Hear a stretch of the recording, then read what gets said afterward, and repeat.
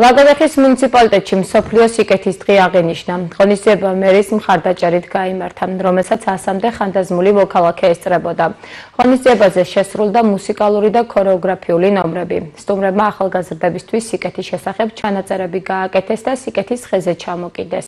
მუნიციპალიტეტის მერმა ხანდაზმულებს სიმბოლური საჩუქრები და ტკბილეული გადასცა. ჩვენს მუნიციპალიტეტში სიკეთის საერთაშორისო დღე აღნიშნეთ. თუმცა რა თქმა უნდა ჩვენ არ გვჭირდება არანაირი კონკრეტული თარიღები, ყოველი დღე უნდა იწყებოდეს სიკეთი ჩვენს მუნიციპალიტეტში სუფევს განსაკუთრებული გარემო, მოვეფერეთ ჩვენს ხანდაზმულ მოქალაქეებს, სიმბოლურად დავაფასეთ მათი წვლილი განვლილი ცხოვრება და ვფიქრობთ, რომ ეს დღე ვაქციოთ ტრადიციად და ყოველწლიურად აღნიშნოთ და ჩავატაროთ მსგავსი ტიპის ღონისძიებები. ძალიან დიდ მადლობას მოგახსენებ დღევანდელი დღისთვის.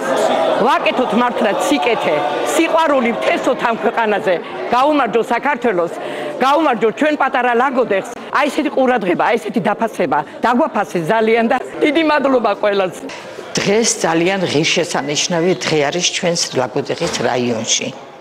სიკეთის დღე. ძალიან დიდ მადლობას ვუხდით ორგანიზატორებს, დიდი მადლობა ჩვენი ასეთი დაფასებისთვის. ასეთ ღონისძიებაზე არასოდეს არ ყოფილვარ, მადლობელი ვარ ასეთი კარგი ღონისძიებისთვის.